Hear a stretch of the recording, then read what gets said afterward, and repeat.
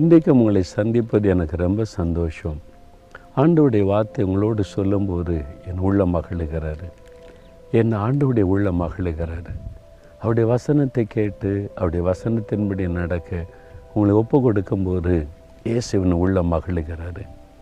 ஆண்டு சொல்கிறார், என் மகனே, என் மகளே, நீ என் வார்த்தைக்கு கீழ்ப்படுகிறதுனால நான் உன்னை நேசிக்கிறேன் என்று சொல்லி உங்களோடு நடக்கிறவராயிருக்கிறார். இயேசுவோடு நடப்பது எவ்வளோ மகிழ்ச்சி இல்லை? அவரை குறித்து முழுமையாக நாம் அறிந்து கொள்ளணும்.